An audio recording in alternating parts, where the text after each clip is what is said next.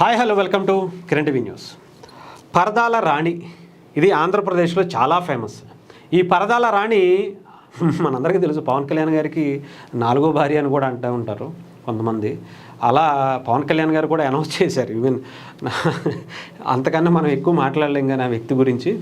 ఆయన రీసెంట్గా పవన్ కళ్యాణ్ గారు ఐఎస్ జగన్నాథపురం వెళ్ళినప్పుడు ఒక 50 అడుగుల లోపే నాకు తెలిసి ఒక మ్యాజిక్ డ్రైనేజీ కనిపించడం కోసం బ్యాక్ సైడ్ ఒక చిన్న గ్రీన్ కలర్ మ్యాట్ కట్టడం జరిగింది. దాని మీద అదిగో మమ్మల్ని అన్నారు కదా పరదాల రాణి అని చెప్పేసి ఇప్పుడు మీరు చేసింది ఏంటి అని వైఎస్ఆర్సీపీ పేటీఎం బ్యాచ్ నాయకులే అనుకున్నా. ఈ పేటీఎం బ్యాచ్ కూడా మైండ్ మోకాల్లో ఉంటుంది, మోకాల్లో కాదు సారీ అరికాల్లో ఉంటుంది. ఆ తర్వాత అక్కడి నుంచి కిందకు కూడా పోయినట్టు అనిపిస్తుంది. అంటే మినిమం కామన్ సెన్స్ ఉండదు, ఆలోచించరు, ముందు వెనక అక్కడ ఏంటి అనేది చూడరు, ఇలా అడ్డంగా దొరికిపోవటం. ఏమంటారు ఆ సోషల్ మీడియాలో పిచ్చి పిచ్చి రెచ్చిపోతే ఇంకా అదే నిజమని ప్రజలు కూడా నమ్మేస్తారు అని చెప్పి అనుకుంటారు. ఇప్పుడు ఏం చేశారు, జనసేన వాళ్ళు మామూలుగానే వాళ్ళకి ఒక రేంజ్లో ఇన్ఫర్మేషన్ ఉంటుంది. మొత్తం మీ పుట్టు పూర్వత్రాలు సహా మీరు 5 ఏళ్ల పాటు ఏం చేశారో మొత్తం తీసుకొచ్చి మీ ముందు మొహన్ బట్టి ఇలా పెట్టి మీ మొహాన్ని కొట్టారు. ఇప్పుడు ఇదిగో మీ పరదా రాణి మీరు చేసిందని చెప్పి ఒకసారి చూడండి. ఇంకొకసారి కనుక పరదా రాణి అనే వాటి మాట పవన్ కళ్యాణ్ గారి దగ్గరికి వచ్చింది అంటే పటా పటా పటా పటా చెప్పు తీసుకుని కొట్టినట్టు పెట్టేశారు. ఒకసారి మీకు చూపిస్తా చూడండి, ఒక్కొక్కటి చూపించి మాట్లాడదాం. మంచి సాంగ్ కూడా పెట్టారు, ఎలివేషన్ అవుతుంది. ఇది పరదా హే అని చెప్పి ఆ సాంగ్ కూడా హిందీ సాంగ్ తీసుకొచ్చి పెట్టారు. ఇంకా చూసారా మన పరదాల చరిత్ర, ఎవరు ఏంటి ఎక్కడ. మనం ఏదైనా మాట్లాడే ముందు మనం దొరికిపోతామేమో.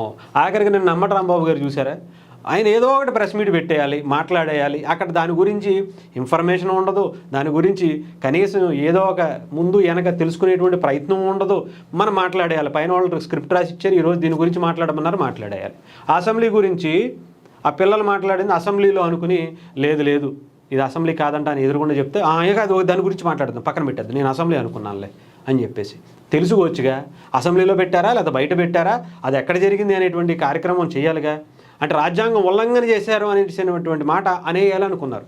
అక్కడ ఇది జరగలేదు అని చెప్పి ఆ రోజే లోకేష్ గారు చాలా క్లియర్గా అనౌన్స్ చేయడం జరిగింది. దాని గురించి మాట్లాడేస్తాం. అక్కడ అంతే, కర్నూలుకి సంబంధించినటువంటి దాని గురించి, ఆ బస్సు యాక్సిడెంట్ గురించి అధికార ప్రతినిధి హోదాలో వాళ్ళు మాట్లాడతారు. ఇగో చూడండి చరిత్ర మొత్తం. పైగా మీ సాక్షిలోనే ఎత్తుకొచ్చారు ఇవన్నీ కూడా. ఇగో పరదాలు, ఇగో రోడ్ల పక్కన పరదాలు. ఇగో జగన్మోహన్ రెడ్డి గారి ఇంటికి ఎదురుకుండా పెద్ద పరద, ఇంతకన్నా పెద్ద పరద దేశంలో నాకు తెలిసి ఏ రాజకీయ నాయకుడి ఇంటికి లేదు. ఇది అంత పెద్ద పరద ఇది. ఈ పరదాలు చూసారు. ఇగో బా మీ చరిత్ర, మీరు యాసాలు మీ ఎలివేషన్స్కి తగలయ్యాయి చూడండి. మీరు మళ్ళీ మాట్లాడేది ఏమన్నా అని మాట్లాడితే కనీసం అంటే మాల్లో ఉన్నాం కాబట్టి ఏం మాట్లాడలేకపోతున్నాం. లేదంటే అసలు ఈ చరిత్ర మీరు ఏ రకంగా మర్చిపోతారు. మనం అనవసరంగా మనమే గెలుపుకుని మళ్ళీ వాళ్ళని అంటున్నామేమో అనేటువంటి ఇంగిత జ్ఞానం ఉండాలిగా. ఆ పరదాలు చూడండి, ఎక్కడ పడితే అక్కడ. పైగా మొత్తం పార్టీ జెండాలతో అధికారికంగా చేసేటువంటి కార్యక్రమాల్లో పార్టీ పరదాలు వేసుకుని మరీ తిరిగారు. డబ్బులేమో గవర్నమెంట్ అంటే జనాలవి, ఆ డబ్బులతో మీరు పరదాలు వేసుకుని తిరిగినటువంటి పరిస్థితి. అసలు అధికారం ఎందుకు మనకి? ఈ పరదాలు వేసుకుని తిరగడానికి 5 ఏళ్ల పాటు అధికారం కావాలా?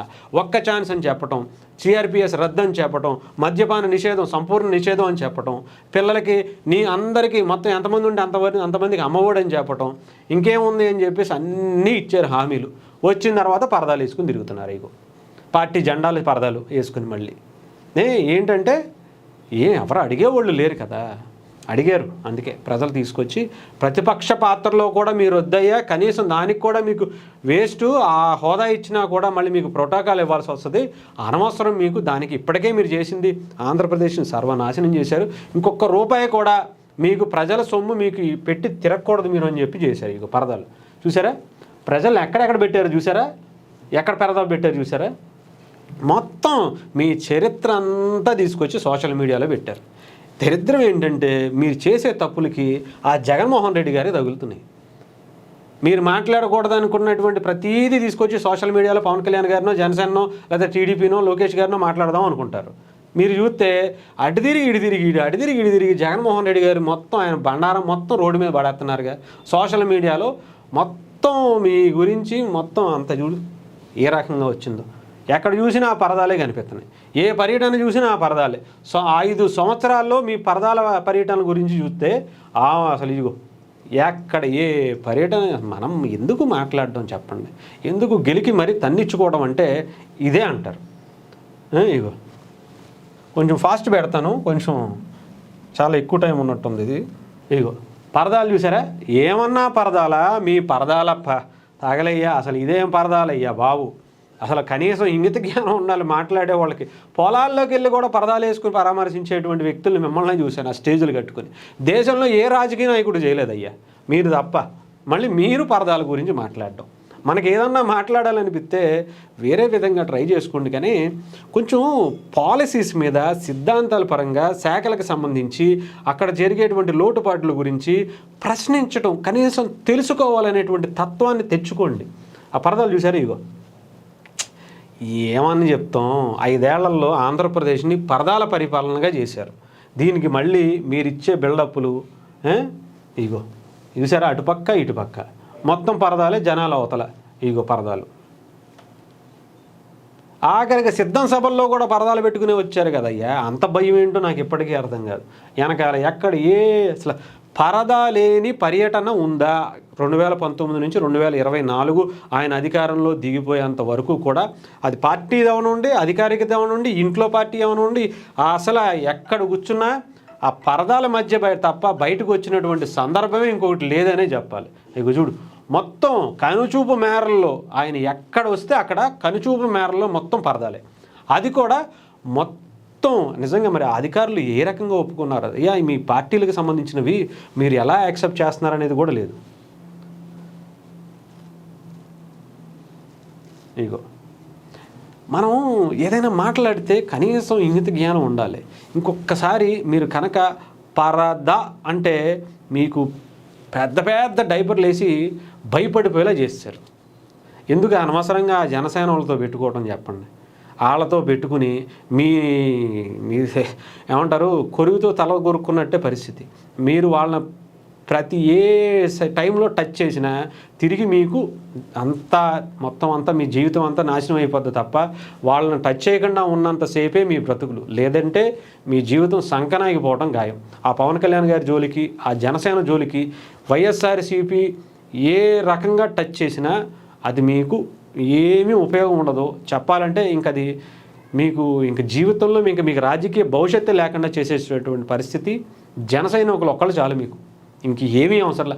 వాళ్ళు తలుచుకుంటే మీ జీవితాలు సర్వనాశనం అయిపోయాయి. ఇంకా ఆ జీవితం కూడా ఉండేటువంటి పరిస్థితి ఉండదు. జగన్మోహన్ రెడ్డి గారు మీకు లాస్ట్కి ఇది ఒక్కటి మాత్రం చెప్తున్నా, ఇలాంటి పిచ్చి పిచ్చి పేటీఎం బ్యాచ్ని పెట్టుకోకండి సార్. అనవసరంగా మీ జీవితాన్ని రోడ్డు మీద పడేస్తున్నారు సార్.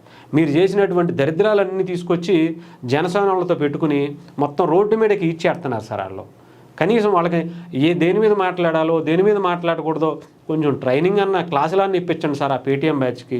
వాళ్ళేమో మీరు పడేసేటువంటి ఆ 10 రూపాయల పేటీఎం కోసం ఇష్టానుసారం ఏదో ఒకటి ఏది పడితే అది మాట్లాడేయాలి. మనకి డబ్బులు వచ్చేస్తాయి, లేకపోతే మన కడుపు నిండదో, లేదా మన పిల్లలకి కడుపు అన్నం పెట్టలేము అని చెప్పి ఏదో ఒకటి మాట్లాడేయాలని మాట్లాడేస్తారు, ఇలా దొరికిపోతారు. ఎందుకు వచ్చింది చెప్పండి?